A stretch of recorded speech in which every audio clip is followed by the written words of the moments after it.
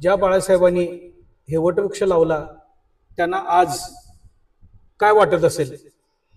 खरोखर आज म्हणजे बाळासाहेबांच्या पश्चात एवढी ही परिस्थिती होईल असं आम्हाला पण वाटलं नव्हतं. खरोखर आज म्हणजे मला दुःख होते. आज आपण शिवाजी पेठ येथे सच्चा शिवसैनिक पण जो अंधारात राहिलाय असं म्हटलं तर वावगं ठरणार नाही, असा सच्चा शिवसैनिक आज आपण शोधून काढलाय. आणि शिवसेनेच्या वर्धापन दिनानिमित्त असा सच्चा शिवसैनिकाची कहाणी आपल्या समोर यावी म्हणून आजचा हा प्रयोग आहे म्हटलं तर काय हरकत नाही. आणि म्हणूनच असा हळव्या मनाचा शिवसैनिकांचा हा लेखाजोखा आज आपल्या समोर मांडणं गरजेचं आहे. म्हणून आपण आज त्यांची मुलाखत घेतोय. साहेब, आपली जी ऑफलाईन जी चर्चा झाली त्यातून तुम्ही बऱ्याच व्यथा मला सांगितल्या, म्हणून आज म्हटलं की आवर्जून तुमच्यासारख्या सच्च्या शिवसैनिकाची जी काय व्यथा आहे ती समोर मांडणं गरजेचं आहे. तर तुम्ही काय सांगाल जनतेला आज जे चाललंय किंवा आज जो वर्धापन दिवस आहे शिवसेनेचा, त्याचा गाजावाजा सगळी चाललाय, या दिवशी तुम्हाला काय वाटतंय? जय महाराष्ट्र. मी शिवसैनिक चंद्रकांत पाटील. 1986 पासून मी शिवसेनेच्या सक्रिय कार्यकर्ता होतो आणि बाळासाहेबांच्या विचारांनी मी या शिवसेनेत आलो होतो.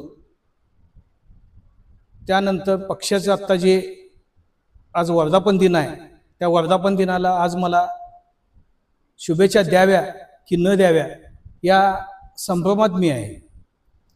ज्या पक्षानं या लोकांना पद हे दिलं ती लोक एकमेकांच्या विचाराने असं हे होऊन फुटाफुटी चाललेली आहे आणि त्याचा फायदा या दुसऱ्या पक्षांना होतोय. ते न होता या पक्षाच्या लोकांनी थोडा विचार करून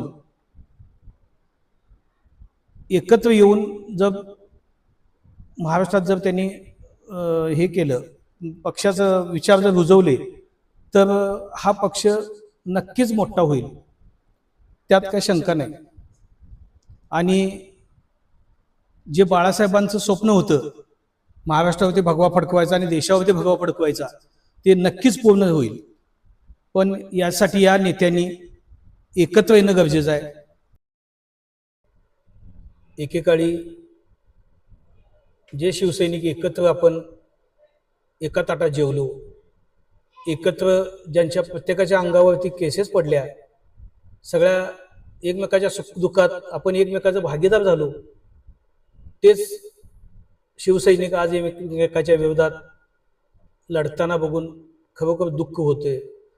आणि मला एकच सांगावं वाटतं की ज्या छत्रपती शिवाजी महाराजांनी अटकेपार दिल्लीवरती झेंडा लावला त्या शिवसेनेला आज खरोखर